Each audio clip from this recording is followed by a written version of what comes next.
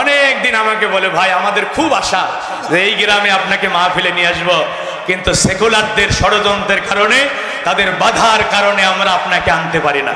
আপনার নাম বললেই ওরা মাহফিলের অনুমতি দেয় না। আলহামদুলিল্লাহ অনেক দিন পর এই জনপদের মানুষের সাথে দেখা হলো।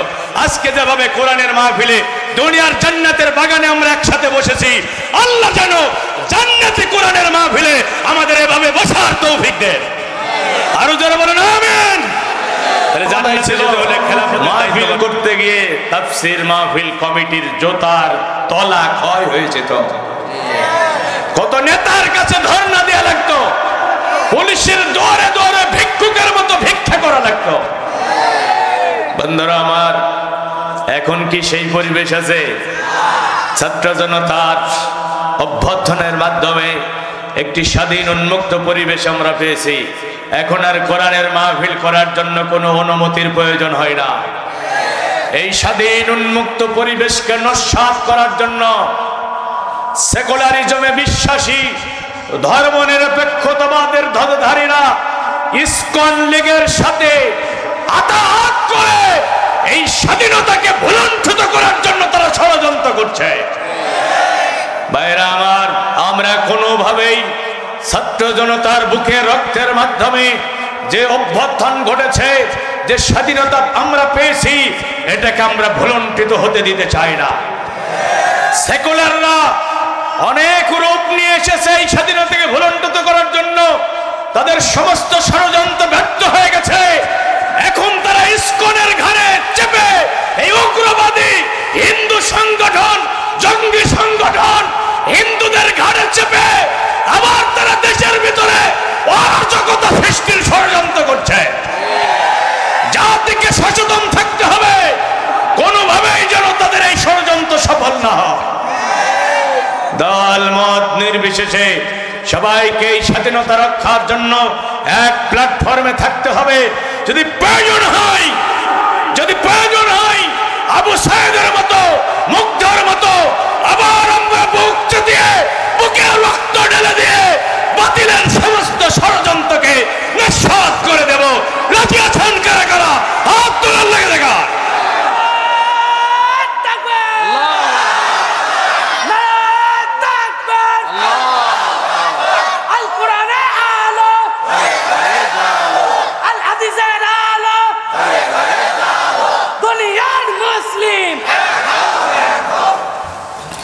ভাইরা আমার, আপনারা এখানে যারা বসেছেন জান্নাতে যেতে চান কিনা? একটা আওয়াজ দিয়ে বলতে হবে। জান্নাতে যেতে চান কিনা? সিংহ শাবকের ন্যায় আওয়াজ দিয়ে বলেন। এখন কি আর জোরে কথা বলতে সমস্যা আছে? আগে মাহফিলে বসে জোরে কথা বলতেও ভয় লাগতো, না জানি নামের তালিকা হয় কিনা। এখন তো আর সমস্যা নাই, এই জন্য একটু আওয়াজ দিয়ে বলেন, আমরা জান্নাতে যেতে চাই কিনা? আচ্ছা, জান্নাতে যেতে গেলে ইবাদতের পাশাপাশি খেলাফতের দায়িত্ব পালন করা লাগবে। যেহেতু আজকে আমি মাহফিলের পরিবেশ তৈরি করে দেব, আর আলোচনা করবেন আমার ভাই এম হাসিবুর রহমান, আমার অত্যন্ত হৃদয়ের মানুষ। আমি একটু পরিবেশ তৈরি করে দেব, এই জন্য আমি একটা বিষয় আপনাদের মাথায় ঢোকাতে চাচ্ছি। ইবাদত এবং খেলাফত কয়টা জিনিস? দুইটা। জান্নাতে যেতে হলে ইবাদতের পাশাপাশি খেলাফতের দায়িত্ব পালন করা লাগবে। খেলাফতের চেতনা যাদের অন্তরে থাকবে না, তারা জান্নাতে যেতে পারবে না। খুব মনোযোগ দিয়ে শুনবেন আলোচনা। আল্লাহ পাক রব্বুল আমিন যখন আদম আলাইহিস সালামকে সৃষ্টি করার সিদ্ধান্ত নিলেন, তখন ফেরেশতাদের মজলিসে আল্লাহ পাক একটা বক্তব্য দিয়েছিলেন। সেই বক্তব্যটা কোরআনুল কারিমে আছে না নাই? কোরআনুল কারিমে আল্লাহ পাক রব্বুল আমিন বলেন, ইয ক্বালা রাব্বুকা লিল মালাইকাতি ইন্নী জাইলুন ফিল আরদি খলিফা।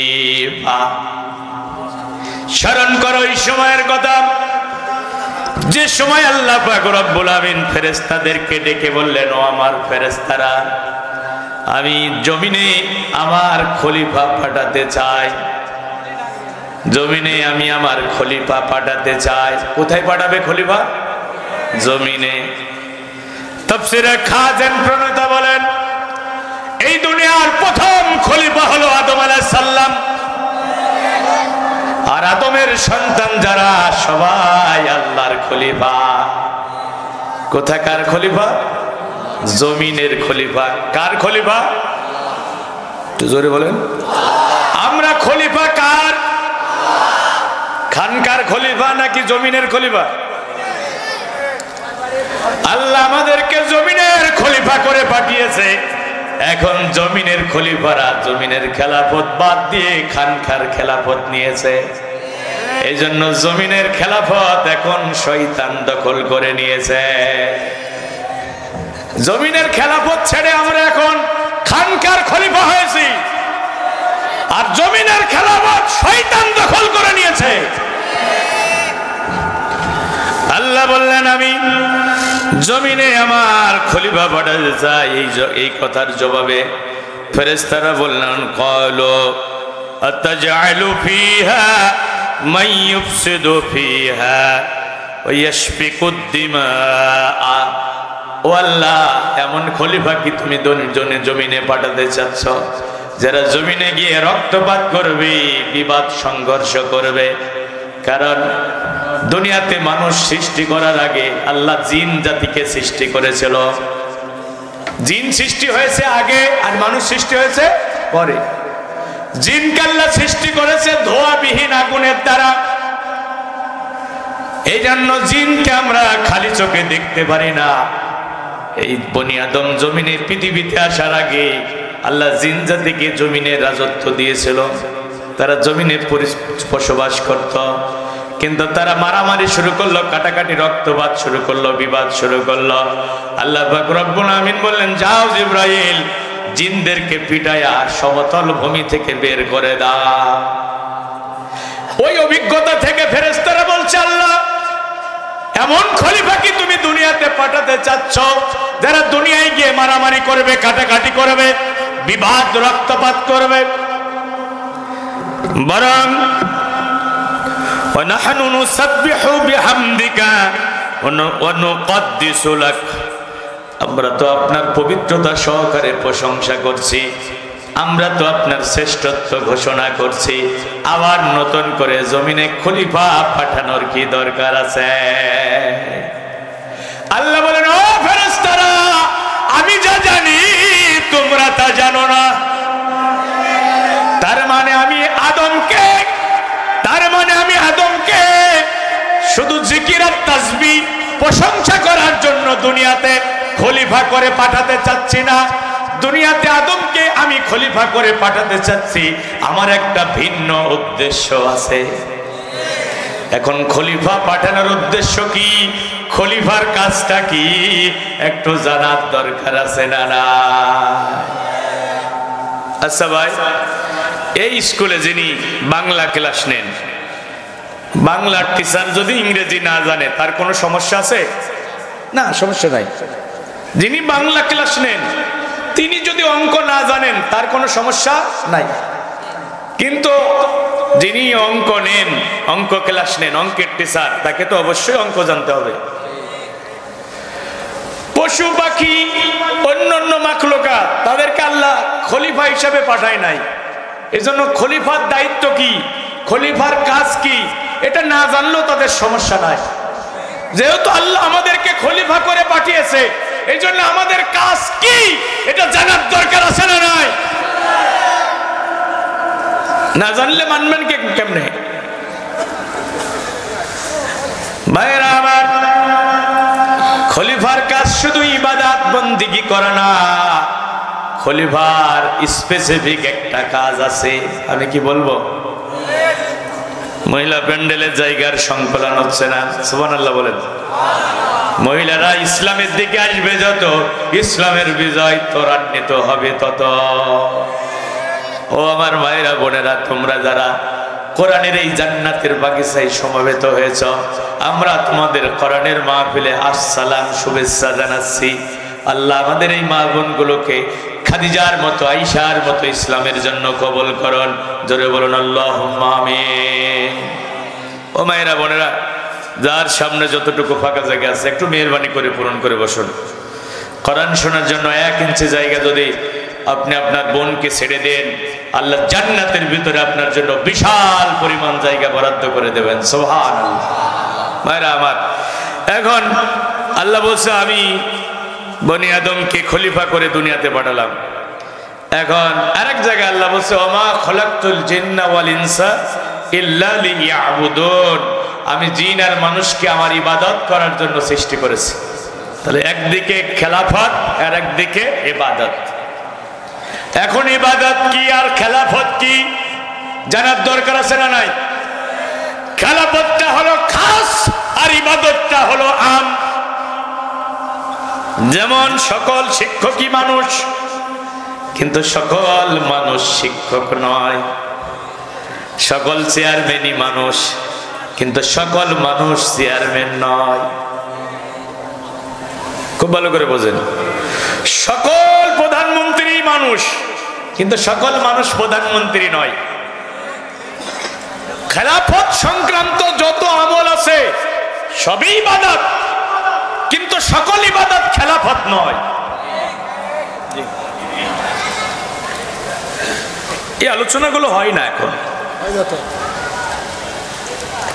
তোমার আল্লাহ কেন পাঠালো, তোমার উদ্দেশ্য কি জীবনে, এটাই তো তুমি জানো না বনি আদম।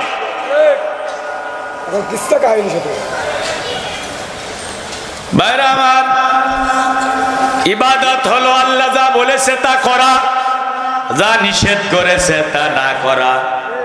তার মানে হুকুম মানা, নিষেধ ছাড়া, এটা হলো ইবাদত।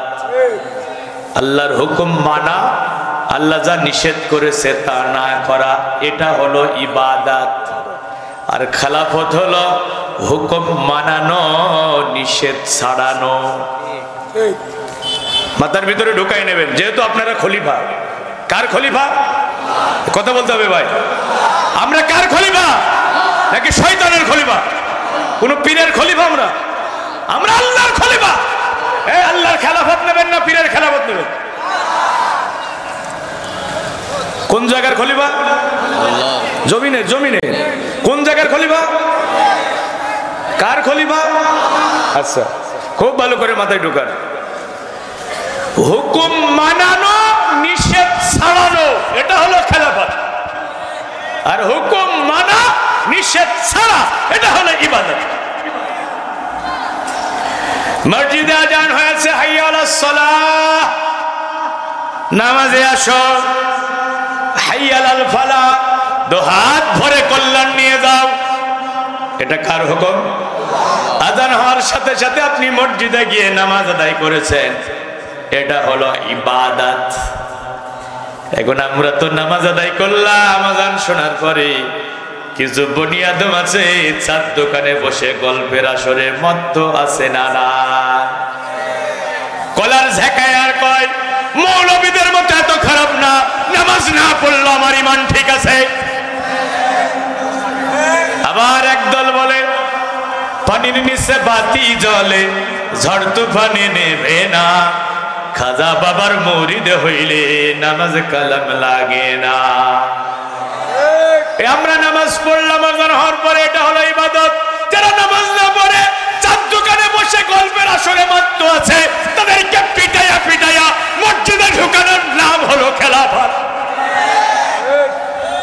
এখন আমাদের দেশে ইবাদত আছে, কিন্তু খেলাফত নাই।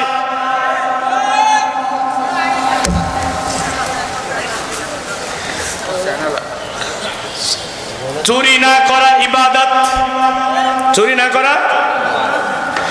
চোর চুরি করলে হাত কেটে দেয়া হলো খেলাফত। মদ পান না করা ইবাদত, মদ পানকারীকে ধরে 80 বেত্রাঘাত করা হলো খেলাফত। বুঝছেন? পর্দা পালন করা ইবাদত।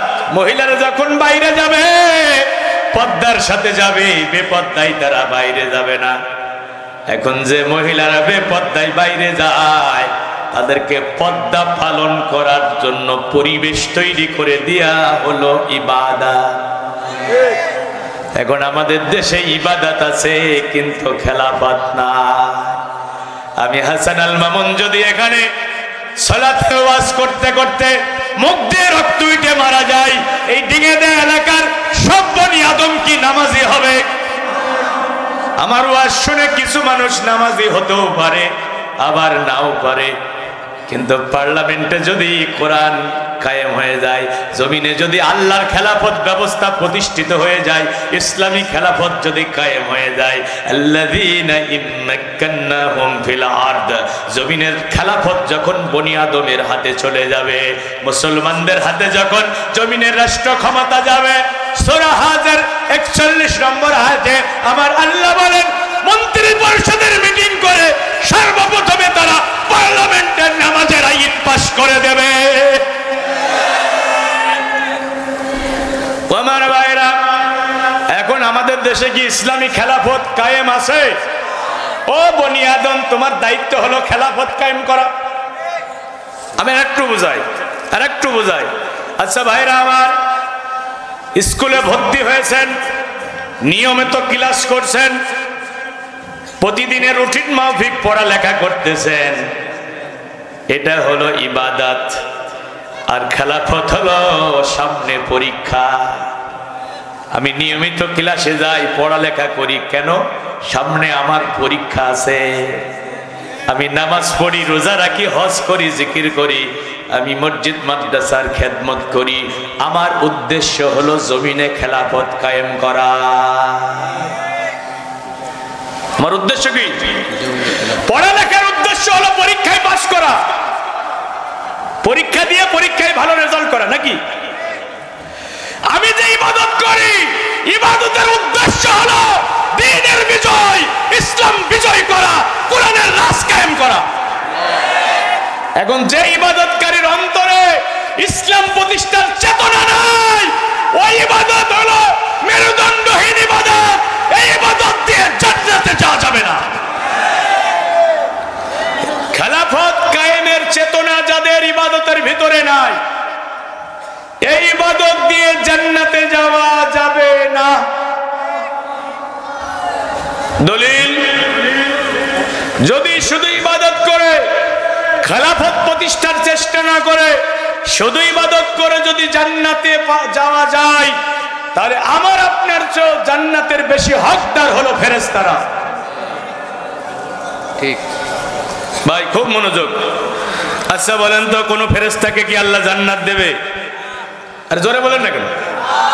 কথা বলেন। কোন ফেরেশতাকে আল্লাহ জান্নাত দেবে?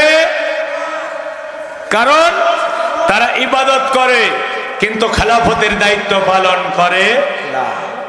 আচ্ছা, জিনরা জান্নাত পাবে কিনা? জিনরা জাহান্নামে যাবে, এ ব্যাপারে কোরআনের সূরা আরাফের 179 নম্বর আয়াত আছে। জিন আর ইনসানের ভিতরে অধিকাংশই জাহান্নামে যাবে, এ ব্যাপারে কোরআনে আয়াত আছে। এখন জিনরা জান্নাত পাবে কিনা এ ব্যাপারে ব্যাপক ইখতিলাফ আছে। ইমাম আবু হানিফা রাহমাতুল্লাহ আলাইহি হায়াতুল জিন্নাহ একটা বড় বই লিখেছেন জিনদের ব্যাপারে।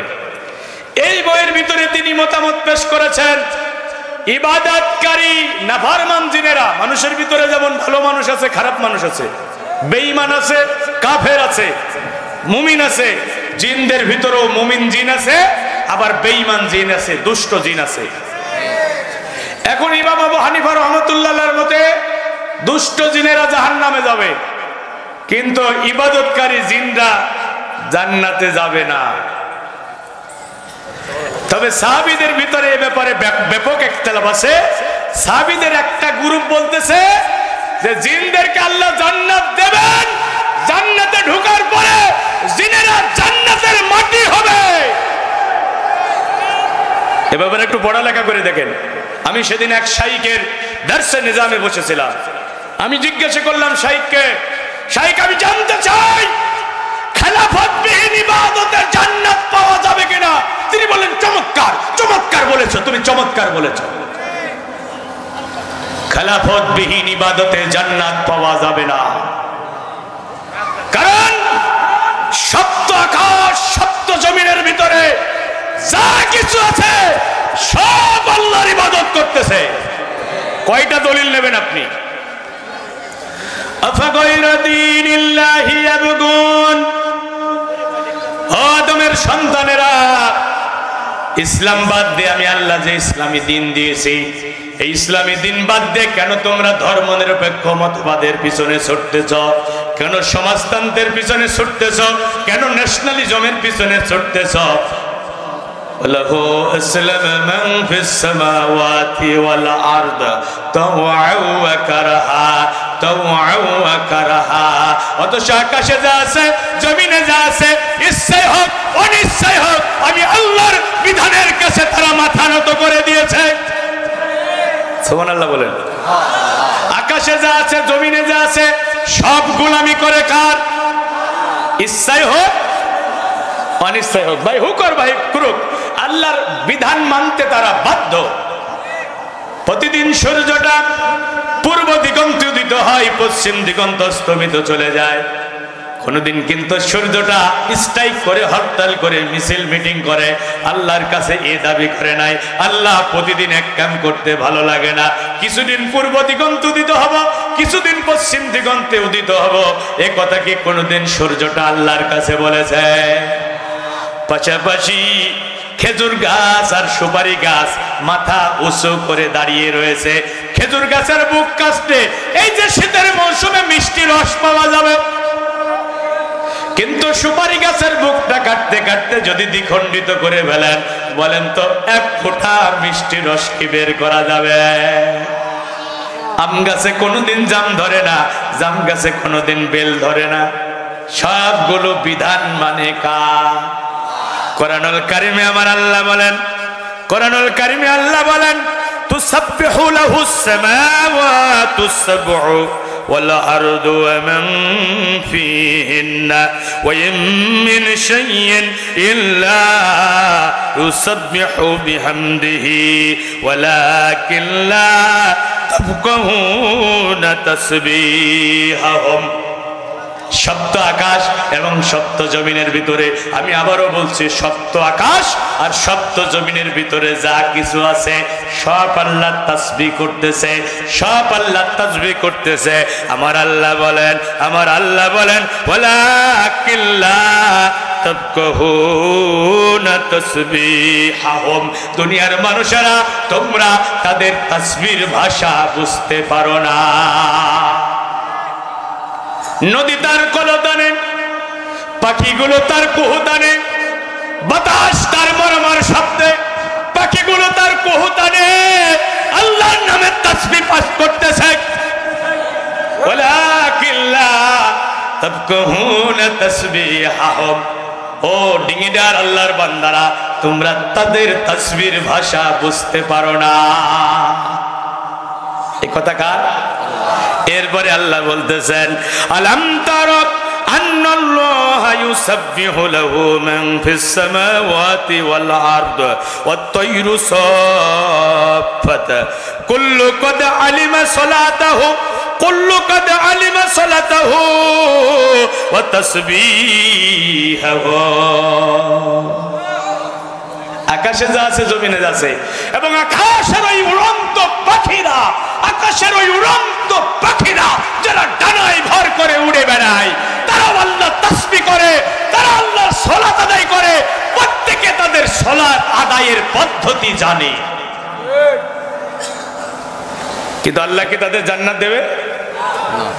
আপনি সালাত আদায় করলে আপনাকে আল্লাহ জান্নাত দেবে, তো ওরা তো সালাত আদায় করছে, তা আল্লাহ ওদেরকে কেন জান্নাত দেবে না? জান্নাত তারা পাবে না। হাসরের ময়দানে একটা আল্লাহ জুলুমের বিচার করবেন। একটা দুর্বল গরুকে একটা সবল গরু দুনিয়াতে আঘাত করেছে, আল্লাহ ওই দুর্বল গরুটাকে হাসরের ময়দানে সবল করে দেবেন, বলবেন আজকে প্রতিশোধ নিয়ে নাও, প্রতিশোধ নিয়ে হয়ে যাবে। এবার আল্লাহ বলবে কুনু তুরাবা, সব মাটি হয়ে যা। এখন এই দৃশ্য দেখে ওই যে জালেমেরা যারা ক্ষমতায় অধিষ্ঠিত হয়ে মানুষের উপরে জুলুম, নির্যাতন আর অত্যাচারের স্টিম রোলার চালিয়েছিল, নিরপরাধ মানুষগুলোকে মিথ্যা মামলা দিয়ে বছরের পর বছর জেলখানায় বন্দী করে রেখেছিল। বিশ্ব আনন্দিত কোরআনের মুফাসসির, 50 বছর যিনি সারা দুনিয়াতে কোরআনের তাফসীর করেছে, বিশ্ব ইসলামী আন্দোলনের নেতা, অগণন তাওহীদি জনতার হৃদয়ের স্পন্দন আল্লামা সাঈদীর মতো বিশ্ববরেণ্য মুফাসসিরকে ওরা 13 বছর মানবতা বিরোধী অপরাধী বানিয়ে জেলখানায় বন্দী করে রেখে চিকিৎসার নামে প্রহসন করে শহীদ করেছে। আমার ওই জালেমেরা ওই দিন বলবে, হাই ইয়া লাইতানি কুনতু তুরাবা, আজকে আমরা যদি মাটি হয়ে যেতাম, আল্লাহর কাছে যদি কোনো হিসাব দিয়ে না লাগতো, ওই দিন আফসোস করে কোনো লাভ হবে? আমি যেটা বোঝাতে চাচ্ছিলাম, ফেরেশতারা আল্লাহর ইবাদত করে, দিন রাত 24 ঘন্টা ফেরেশতারা আল্লাহর ইবাদত করে, চোখের পলক পড়তে যতটুকু সময় লাগে এতটুকু সময়ও ফেরেশতারা আল্লাহর নাফরমানি করে না। অনেক ফেরেশতা আল্লাহ সৃষ্টি করেছেন, সৃষ্টি করার পরে আল্লাহ ফেরেশতাকে বলেছে সেজদায় চলে যাও, আমি হুকুম দেয়া না পর্যন্ত মাথা উঁচু করবা না। ওই ফেরেশতার আহার নাই, নিদ্রা নাই, স্ত্রী নাই, সন্তান নাই, ব্যবসা বাণিজ্য নাই, ওই ফেরেশতার তন্দ্র আসে না, কোনো ক্লান্তি আসে না, দিন রাত 24 ঘন্টায় ফেরেশতা সেজদায় পড়ে আল্লাহ তাসবিহ পাঠ করতেছে, আল্লাহ হুকুম না দেয়া পর্যন্ত তারা মাথা উঁচু করবে না। কত হাজার হাজার ফেরেশতা আল্লাহ সৃষ্টি করে বলেছে রুকুতে চলে যাও, আমি আল্লাহ হুকুম না পর্যন্ত দেয়া না পর্যন্ত রুকু থেকে মাথা তুলবা না। এভাবে ফেরেশতারা সব সবাই আল্লাহর গোলামি করতেছে, তারপরও আল্লাহ তাদেরকে জান্নাত দেবে না, কারণ তারা জমিনে খেলাফতের দায়িত্ব পালন করে না। আমরা আল্লাহর খলিফা, জমিনে আমরা আল্লাহর খলিফা, খলিফার কাজ হলো আল্লাহর বিধান দিয়ে তার নিজের জীবন পরিচালনা করবে, আর আল্লাহর এই জমিনটা আল্লাহর বিধান দিয়ে পরিচালনা করবে। এখন আমি আল্লাহর খলিফাদের কাছে জানতে চাই, আল্লাহর জমিনে কি আল্লাহর বিধান চালু আছে? ও নামাজি, ও রোজাদার, ও হাজী, ও মসজিদের সভাপতি, ও মাদ্রাসার সেক্রেটারি, আল্লাহর জমিনে আল্লাহর খেলাফত কায়েম নাই, তুমি কেমনে আনুষ্ঠানিক ইবাদত বন্দেগী করে রাতের বেলা নিশ্চিন্তে ঘুমাও? তোমার দায়িত্ব কি? তুমি সেটাই তো ভুলে গেছো। এ ভাই, সেনাবাহিনীর চাকরি যারা করে তাদের ট্রেনিং নিয়ে লাগে কিনা? তো জোরে বলেন, ট্রেনিং নিয়ে তারা কোথায় আছে? ব্যারাকে আছে। কোথায়? ক্যান্টনমেন্টে আছে। সেনাবাহিনী কোথায়? আরে জোরে বলেন। ক্যান্টনমেন্টে আছে, ক্যান্টনমেন্টে থাকে তারা। ট্রেনিং আছে না নাই? একজন সেনাবাহিনীর সদস্য দেখাতে পারবেন যে ট্রেনিং করে নাই? সবাই ট্রেনিং করেছে, তারা ক্যান্টনমেন্টে অবস্থান করতেছে। এখন দেশের স্বাধীনতা, সার্বভৌমত্বের, অখণ্ডতার অস্তিত্বের উপরে যদি ভিনদেশি বর্গীর আক্রমণ আসে, এখন সেনাবাহিনীর সদস্যরা কি আর ক্যান্টনমেন্টে বসে থাকবে? না, তারা বলবে যা হচ্ছে তা হয়ে যাক, আমি কিছু বলবো না, লা ইলাহা ইল্লাল্লাহ। এ কথা বলে যদি সেনাবাহিনীর সদস্যরা ক্যান্টনমেন্টের ভিতরে বসে থাকে, এরা দেশপ্রেমিক সেনাবাহিনী নাকি মুনাফিক গাদ্দার সেনাবাহিনী? আমরা তাদের গাদ্দার বলবো, কারণ তাদের যে দায়িত্ব তারা তা পালন করে নাই। ট্রেনিং নিয়ে সেনাবাহিনীর সদস্যরা ক্যান্টনমেন্টে বসে আছে, দেশের উপর আক্রমণ হলে তারা ট্যাঙ্ক নিয়ে, এসএলআর নিয়ে, P-52 বোমারু বিমান নিয়ে, AK-47 নিয়ে তারা ময়দানে ঝাঁপিয়ে পড়বে, জীবন বাজি রেখে শত্রুর মোকাবেলা করবে। কলেজার ফুটা ফুটা বিন্দু বিন্দু রক্ত দিয়ে হলেও বাংলাদেশের স্বাধীনতা, সার্বভৌমত্বের, অখণ্ডতার অস্তিত্ব রক্ষা করবে। যদি এর ব্যতিক্রম হয়, তারা দেশপ্রেমিক সেনাবাহিনী নয়, তারা মুনাফিক সেনাবাহিনী। আল্লাহর ইবাদতকারী বান্দা, তুমি মসজিদে যাচ্ছ, নামাজ পড়ছো, সকাল সন্ধ্যা জিকির করছো, হজ করছো, খানায় কাবার গিলাফ ধরে খাচ্ছ, তুমি মাকাম ইব্রাহিমকে মুসাল্লা বানিয়ে সালাত আদায় করছো, রিয়াজুল জান্নাতে সালাত আদায় করছো, হাতিমে কাবায় সালাত আদায় করছো, মাকাম ইব্রাহিমকে মুসাল্লা বানিয়েছো, কাবার মুলতাজামকে জড়িয়ে ধরে তুমি চোখের পানি ছেড়ে খাচ্ছ। হ্যাঁ ভাই, কণ্ঠ চেপে ধরছে, করেন, ক্লিয়ার করেন। এরপরে তুমি হাজরে আসওয়াদে চুমা দিচ্ছ, আরাফার ময়দানে গিয়ে হাত তুলে আল্লাহর কাছে কাঁদছো। ঠিক আছে, এগুলো তুমি করো, এগুলো তুমি করো, কিন্তু আল্লাহর জমিনে আল্লাহর দিন যখন পরাধীন অবস্থায় থাকবে, এই ট্রেনিং নিয়ে তোমাকে ময়দানে ঝাঁপিয়ে পড়ে আল্লাহর দিন যতদিন বিজয়ী না হবে ততদিন পর্যন্ত তোমাকে বাতিলের বিরুদ্ধে সংগ্রাম চালিয়ে যেতে হবে।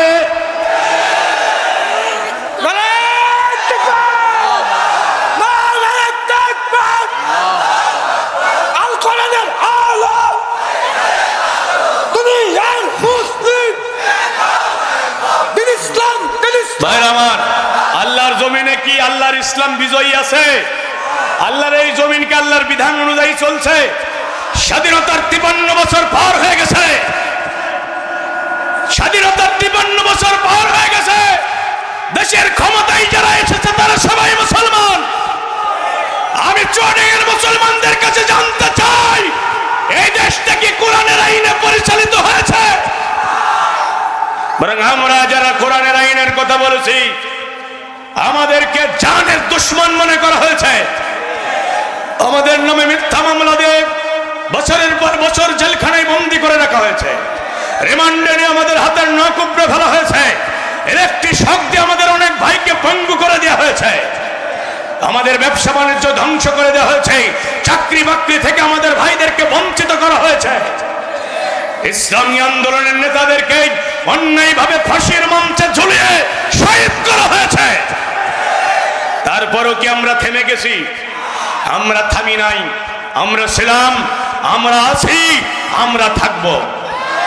এই বাংলার সবুজ ভূখণ্ড থেকে যতদিন পর্যন্ত না মানব রচিত মতাদর্শের রাউগ্রাসকে নস্যাৎ করতে পারবো, এই ভূখণ্ড যতদিন কোরআন হাদিসের আলোকে আমরা পরিচালিত করতে না পারবো, খোলাফায়ে রাশেদার সেই সোনালী সমাজ এই ভূখণ্ডে যতদিন কায়েম না হবে, 1 ইঞ্চি জমিন আল্লাহর খলিফারা বাতিলের কাছে ছেড়ে দেবে না।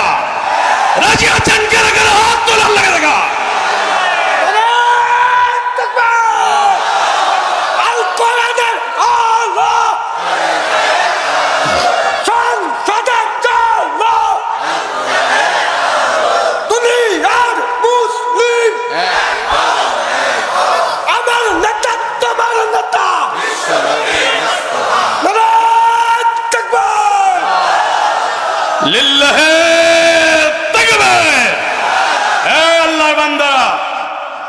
বিবেক যদি নষ্ট না হয়ে যায়, আমার বক্তব্য ভালো করে অনুধাবন করতে হবে। আমি কার আইনের কথা বলেছি? জোরে বলতে হবে, কার আইন? সিংহ শাবকের নেমাজ দিয়ে বলো, কার আইন? আমরা কার? জমিন কার? কোরআন কার? আল্লাহর জমিনে আল্লাহর বান্দাদের মাঝে আল্লাহর কোরআনের আইন চলবে, এটা মানতে পারবে না যারা বেঈমান, কাফের, শয়তানের খলিফা তারা। আমার এই বক্তব্যের চ্যালেঞ্জ গ্রহণ করেন। আপেন চ্যালেঞ্জ, কাবার রবের কসম, কাবার রবের কসম, আল্লাহর জমিনে আল্লাহর কোরআনের আইন চলবে, এটা মানতে পারবে না যারা বেঈমান, কাফের, শয়তানের খলিফা তারা। তাদের নামাজ, তাদের রোজা, তাদের হজ, তাদের জিকির, তাদের দান সাদকা সব বাতিল, বাতিল, বাতিল। আল্লাহ ডাস্টবিনে ছুঁড়ে ফেলে দেবে। সোজা বক্তব্য, কোরআনের বক্তব্যের ভিতরে কোনো বক্রতা নাই। এই কথাগুলো বিগত দিনগুলোতেও বলেছি, যার কারণে লেডি ফেরাউনরা অনেক জায়গায় আমাকে আসতে দেয় না। লেডি ফেরাউনের চামচারা অনেক জায়গায় আমাকে আসতে দেয় না, কিন্তু জবান পরিবর্তন করি না। তাদের রক্তচক্ষুকে উপেক্ষা করে তাদের বুকের উপরে দাঁড়িয়ে আল্লাহর খেলাফতের কথা বলেছি। কারণ আমি বিশ্বাস করি, লালন করি, ধারণ করি, মৃত্যুর ফয়সালা জমিনে হয় না, মৃত্যুর ফয়সালা হয় আকাশ থেকে। মৃত্যুর সময় যখন হয়ে যাবে, 1 সেকেন্ডের জন্য অবকাশ পাওয়া যাবে না। আর আমার মরণের সময় যদি না হয়, ওই জালেমেরা, বাতিলেরা বন্দুকের নলটা আমার বুকে ধরে বারবার ট্যাগারে টিপ দেবে, একটা গুলি আমার বক্ষ ভেদ করতে পারবে না। এজন্য বেঁচে থাকবো আল্লাহর জন্য, মরে যাবো আল্লাহর জন্য। এই যুবকেরা শোনো, ওয়াইম্মা শাহাদা ওয়াইম্মাল ফাতহ, তোমাকে শপথ নিতে হবে ওই বাতিলের উৎখাত করে আল্লাহর জমিনে আল্লাহর খেলাফত কায়েম করব, অথবা সেই খেলাফত কায়েমের আন্দোলনে আমার জান কুরবানি করে আমার বুকের রক্ত দিয়ে ইসলামী খেলাফতের ফাউন্ডেশন তৈরি করব। আমাদের হারানোর কিছুই নাই। হাতি মরলেও লাখ টাকা, বাঁচলেও লাখ টাকা। আল্লাহর জন্য যারা কাজ করবে, মরলে শহীদ বাঁচলে গাজী, উভয় অবস্থায় আল্লাহ রাজি। ভাইরা আমার, তাহলে আল্লাহর জমিন চলবে কার আইনে? চাকরি যার, বেতন তার, বিয়ে যার, বউ তার, বাড়ি যার, মাত বাড়ি তার। ভাইরা আমার, চাকরি সভাপতি সাহেবের বেতন আমার, উনি কি মেনে নেবেন? বিয়ে সলিমদ্দির, বউ কলিমদ্দির, সলিমদ্দি কি মেনে নেবে? চাকরি যার, বেতন তার, বাড়ি যার, মাত বাড়ি তার, বিয়ে যার, বউ তার, অনুরূপ ভাবে সৃষ্টি যার, আইন চলবে তার। লাহুল খালকু ওয়াল আমর, সৃষ্টি যার, আইন চলবে তো তার। এই আল্লাহর বান্দারা জেনে নিও, জেনে নিও। কে বলছেন? আল্লাহ। আল্লাহ সাবধান। আল্লাহ এখানে সতর্ক সংকেত দিচ্ছেন, তার মানে বিপরীতটা হতে পারে। আল্লাহ লাহুল খালক ওয়াল আমর, সৃষ্টি যার, আইন। আচ্ছা, মক্কার কাফেরেরা বলল,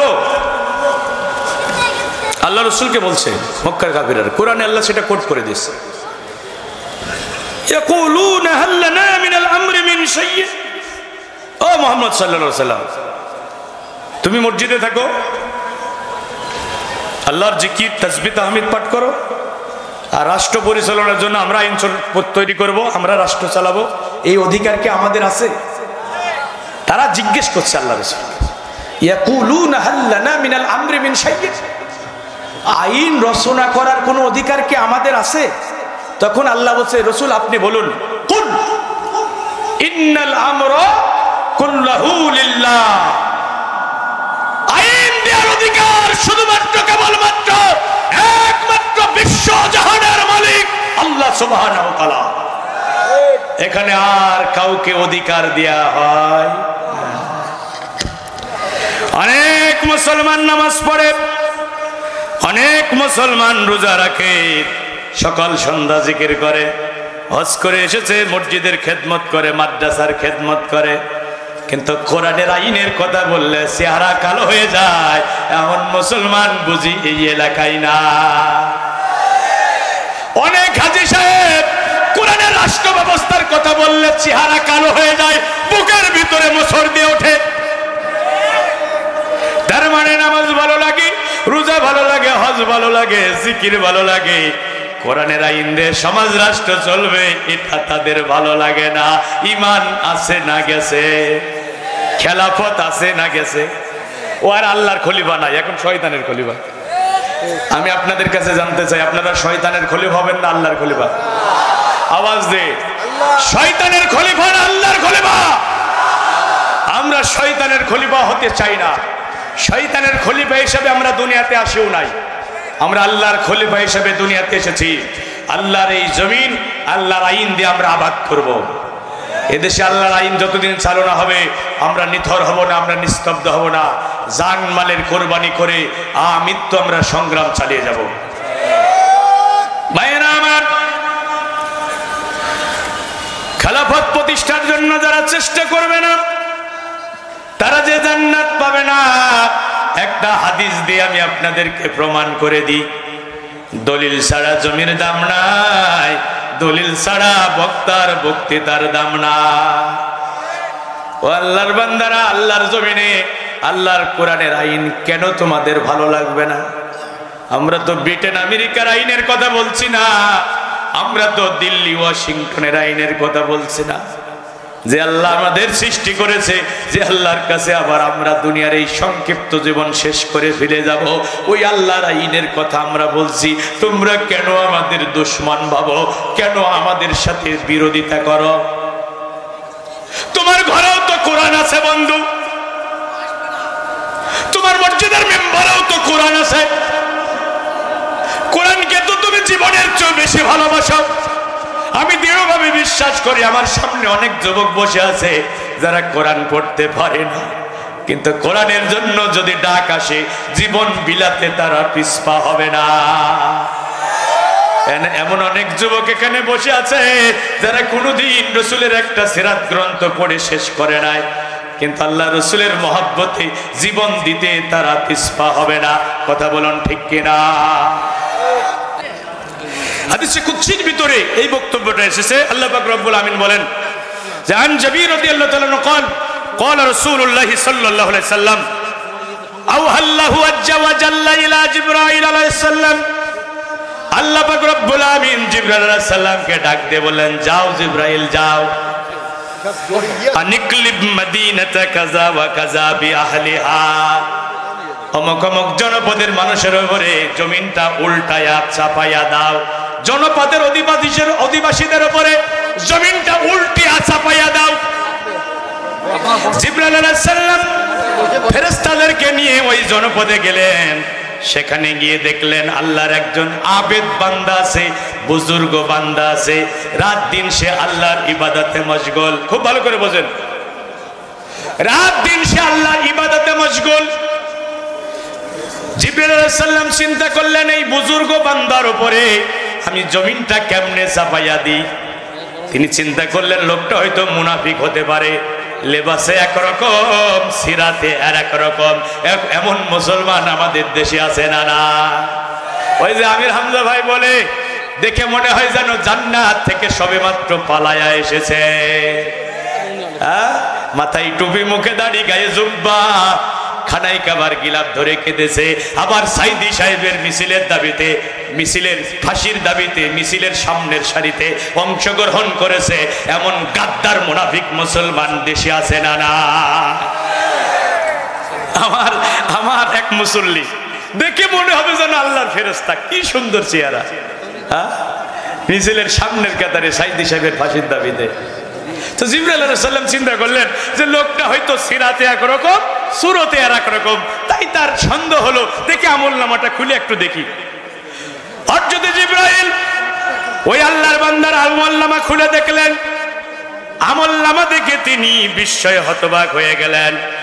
তিনি দেখলেন চোখের পলক পড়তে যতটুকু সময় লাগে এতটুকু সময়ও সে আল্লাহর নাফরমানি করে নাই। আল্লাহু আকবার। তাই তিনি ফিরে গেলেন।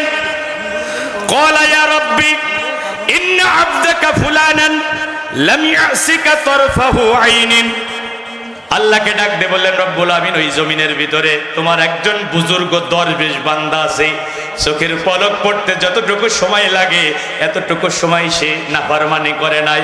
এমন বুজুর্গ পরহেজগার মানুষের মাথার উপরে আমি জমিনটা কেমনা চাপাইয়া দিই। তাই তোমার কাছে ফিরে আসলাম। আল্লাহ তোমার এই বুজুর্গ বান্দার ব্যাপারে তোমার ফয়সালা জানতে চাই, তোমার সিদ্ধান্ত জানতে চাই। জমিনের সব মানুষেরা নাফরমানি করেছে, তাদের মাথার উপর নাই জমিনটা চাপাইয়া দিলাম, কিন্তু তোমার এই আবেদ বান্দার মাথার উপরে কেমনে জমিন চাপাবো, তাই তোমার সিদ্ধান্ত জানার জন্য ফিরে আসলাম। আল্লাহ পাক কি সিদ্ধান্ত দিলেন বলবো?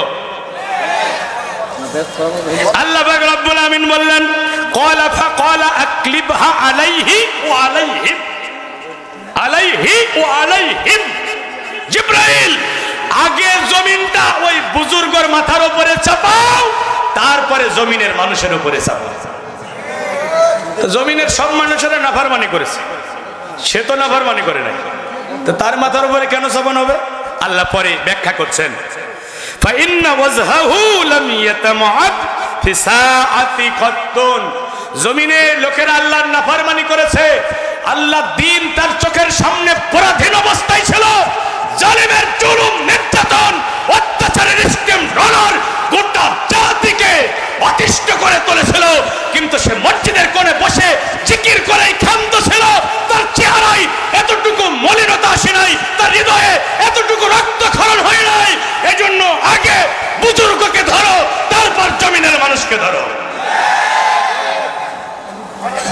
এই জন্য জুলুম, নির্যাতন, অত্যাচার চলবে যেখানে, মুমিনের প্রতিরোধ হবে সেখানে। বিগত দিনেও আমরা জালিমের জুলুম থেকে বাঁচার জন্য যেভাবে রাস্তায় নেমেছিলাম, মেশিন গানের বুলেটের সামনে আমাদের জাতির সূর্য সন্তানেরা বুকের দপ্তলা ঢেলে দিয়ে জাতিকে স্বাধীনতা এনে দিয়েছে। আবার যদি এই স্বাধীনতা হরণের জন্য ইসকনের ব্যানারে সেকুলাররা মাঠে নামে, তাদেরকে দাঁত ভাঙা জবাব দেওয়ার জন্য মুহাম্মাদের উম্মতদেরকে ময়দানে থাকতে হবে। রাজি আছেন? কারা কারা হাত তোলা লাগা?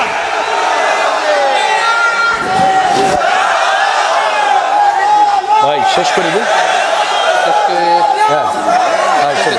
শেষ করে